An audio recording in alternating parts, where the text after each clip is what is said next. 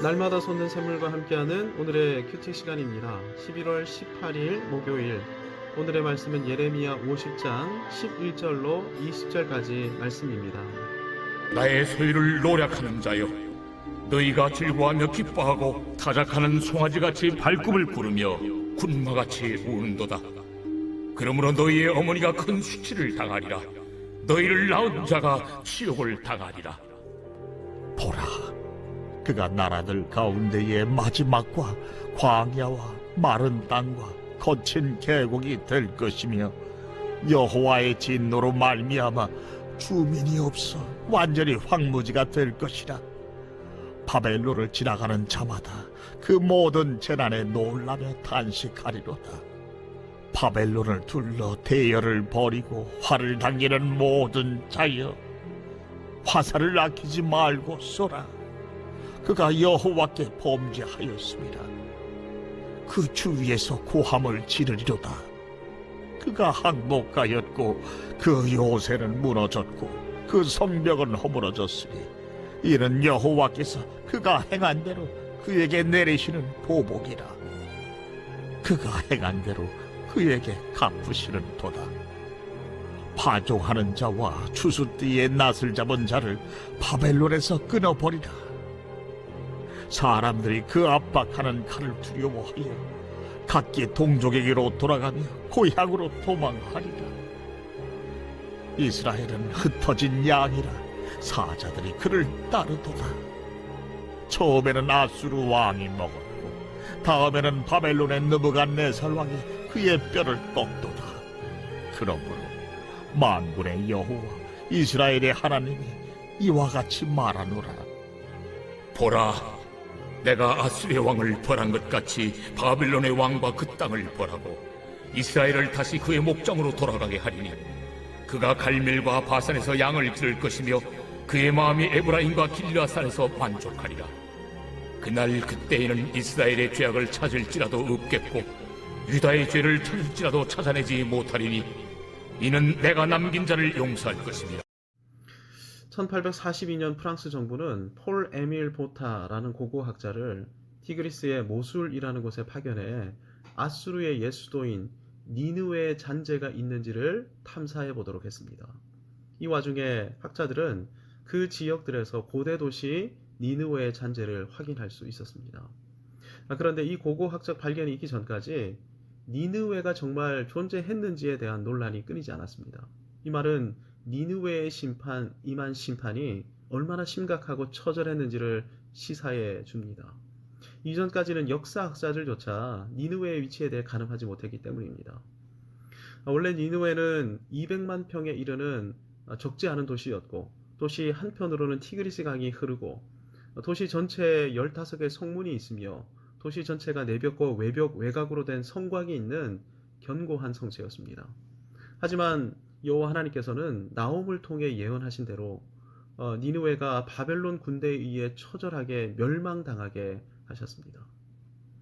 나홈은 지존자께서 교만한 니느웨를 치실 것이고 심판하실 것이라고 분명히 예언했습니다. 이 하나님의 심판을 막아설 자는 아무도 없었던 것이죠. 오늘 본문을 통해 하나님께서는 니느웨를 멸망시킨 고대 세계 최강대국 바벨론을 심판하실 것을 말씀하십니다. 그리고 바벨론을 심판하시는 이유까지 말씀하시죠. 11절입니다. 나의 소유를 노력하는 자여, 너희가 즐거워하며 기뻐하고 타작하는 송아지같이 발굽을 구르며 군마같이 우는도다. 하나님께서 바벨론을 심판하시는 이유가 무엇입니까? 나의 소유라고 명명하신 하나님의 언약 백성 유다를 바벨론이 노략했기 때문입니다. 물론 바벨론이 유다를 노략하고 심판한 것은 하나님의 섭리의 일환입니다. 하나님께서 유다가 하나님만을 바라보지 않고 하나님만을 사랑하지 않았기에 막대기를 동원해 유다를 징계하셨는데, 그 막대기가 바벨론이었습니다. 그런데 언젠가 유다가 바벨론에서 죄악을 회개하고 돌이켜 여호와 하나님만을 바라보기 시작하는 것이죠. 그러면 막대기는 이제 필요 없을 뿐만 아니라 이 막대기가 한때 하나님이 그토록 사랑하셨던 유다를 아프게 했던 도구이기에 하나님께서는 이 막대기를 꼴도 보기 싫어하시는 것입니다. 그런데 문제는 하나님께서 유다를 징계하실 때 이 막대기 바벨론이 유다를 괴롭히는 것을 즐겼고 기뻐했다는 것입니다. 타작하는 송아지가 눈앞에 먹을 것이 많이 보이니까 기분이 좋아서 날뛰는 것처럼 바벨론은 유다를 괴롭히는 일을 기뻐하며 날뛰었습니다. 힘센 말들이 힘을 과시하면서 소리를 지르는 것처럼 이 바벨론이 유다 앞에서 소리를 질렀던 것이죠.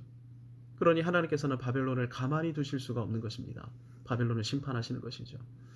하나님께서는 북이스라엘을 멸절시킨 아수르를 심판하셨습니다. 아수르의 도시 니느웨가 흔적도 남지 않을 정도로 분노를 쏟으시면서 아수르를 심판하셨습니다. 이제는 바벨론을 심판하십니다. 어떻게 심판하십니까? 거대한 성읍 바벨론을 광야로, 거친 계곡으로, 또 황무지로 변화시키실 정도로 진노를 바벨론에 쏟아부으시는 것이죠. 바벨론 심판을 위해 하나님께서 택하신 나라가 메데와 바사, 페르시아 제국입니다. 페르시아 왕 고레스는 바벨론을 둘러싸고 대열을 벌이고 궁수들을 동원해 바벨론 사람들을 모두 죽일 것입니다. 중요한 것은 이 예언이 실제 그대로 성취되었다는 사실입니다. 실제 바벨론은 페르시아에 의해 완전히 멸절돼 진멸되고 말았습니다. 예레미야가 이 예언을 할 당시 바벨론은 고대 근동에서 가장 강력한 나라였다는 사실에 우리가 주목해야 합니다. 시편 127편 1절에서 세상에서 가장 지혜로웠던 솔로몬이 했던 말을 떠올려 보십시다. 여호와께서 집을 세우지 아니하시면 세우는 자의 수고가 헛되며 여호와께서 성을 지키지 아니하시면 파수꾼의 깨어 있음이 헛되도다. 솔로몬은 이 시편에서 최고의 지혜는 여호와의 절대 주권과 섭리를 믿고 고백하는 것이라고 말하고 있습니다.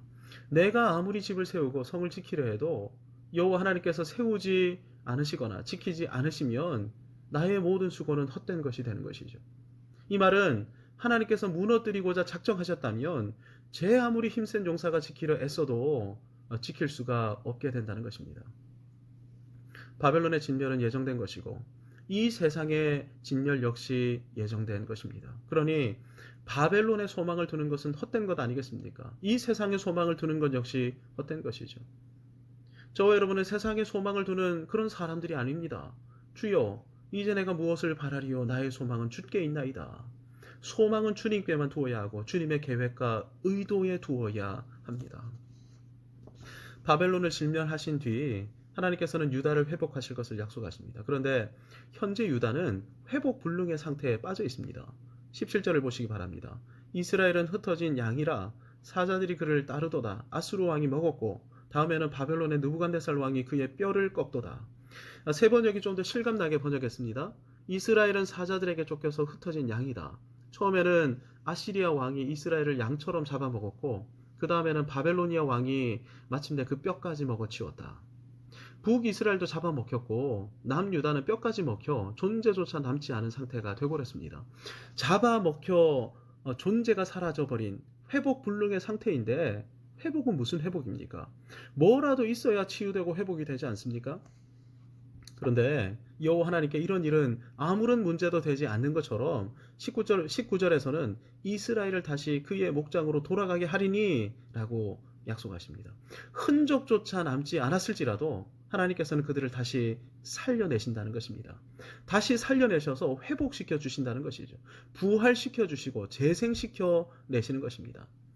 하나님의 회복이 어떤 회복입니까? 19절 하반절입니다. 그가 갈멜과 바산에서 양을 기를 것이며 그의 마음이 에브라임과 길르앗산에서 만족하리라.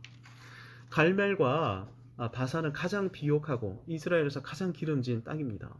하나님께서는 유다라는 하나님의 양떼를 다시 되살려내실 뿐 아니라 그들을 가장 비옥하고 기름진 땅으로 데려오셔서 풍족하게 먹이고 입히시고 한없는 은혜와 복을 그들에게 내려주시는 것입니다. 다시금 여호와의 거룩한 언약 백성으로 그들을 회복시켜 주시는 것이죠. 이것이 아브라함에게 주신 언약 백성이 누리게 될 복이기 때문입니다. 향후 유다가 얼마나 온전히 회복될 것인지 20절에서 하나님께서는 이렇게 약속하십니다. 그날 그때에는 이스라엘의 죄악을 찾을지라도 없겠고 유다의 죄를 찾을지라도 찾아내지 못하리니 이는 내가 남긴 자를 용서할 것임이라. 이 땅을 살아가는데 어찌 죄악이 없을 수 있고 허물이 없을 수 있겠습니까? 그런데 죄악을 찾으려 해도 찾을 수가 없게 됩니다. 어떻게 그럴 수 있습니까? 그리스도의 십자가의 보혈로 모든 죄악을 완전히 덮어버리실 것이기 때문입니다. 예수 그리스도 안에서 흠없고 정결한 거룩한 존재로 회복시키시는 것이죠. 누가 이런 존재가 됩니까? 내가 남긴 자, 남은 자들이 이렇게 됩니다. 그렇다면 남은 자들은 어떤 사람들입니까? 바벨론 심판과 유다의 회복을 믿고 바벨론 포로 70년을 회개하면서 어장의 말씀을 신뢰하면서 기도하며 인내하는 사람들이죠. 그리고 하나님의 때가 되어 예루살렘으로 귀환하라 하나님께서 말씀하실 때 바벨론에서의 모든 생활을 청산하고 약속의 땅 가나안으로 예루살렘으로 자신과 식솔들 전부를 이끌고 떠나가는 사람들, 이런 사람들이 남은 자들입니다. 예수 그리스도께 잠깐 피하고 다시 내가 원하는 삶의 자리로 돌아가는 사람이 아니라 예수 그리스도를 영원한 피난처로 삼아 그리스도와 함께 죽고 그리스도와 함께 살아 솔리 데오 글로리아 오직 하나님의 영광을 위해 살기로 결단하여 교회와 함께 성도와 함께 하나님 나라를 위해 전진하는 사람들, 이런 사람들이 남은 자들인 것이죠.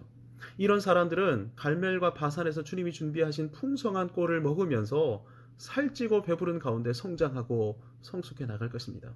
그래서 교회를 세우고 하나님 나라 사역에 동참하며 또 다른 누군가를 섬길 수 있는 사람으로 성숙해 가는 것이죠. 연약한 사람을 보며 인내할 줄 아는, 인내로 사랑할 줄 아는 사람이 되는 것입니다. 주님이 나를 섬기셨듯이 연약한 형제와 자매, 배우자와 자녀를 돌보고 섬기며 필요한 것을 하나하나 차근차근 친절하게 가르쳐 줄 수 있는 사람이 되는 것이죠.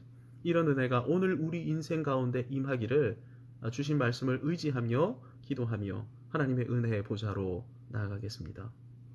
하늘에 계신 우리 아버지, 아버지의 이름을 거룩하게 하시며 아버지의 나라가 오게 하시며 아버지의 뜻이 하늘에서와 같이 땅에서도 이루어지게 하소서. 오늘 우리에게 일용할 양식을 주시고 우리가 우리에게 잘못한 사람을 용서하여 준 것 같이 우리 죄를 용서하여 주시고 우리를 시험에 빠지지 않게 하시고 악에서 구하소서. 나라와 권능과 영광이 영원히 아버지의 것입니다. 아멘.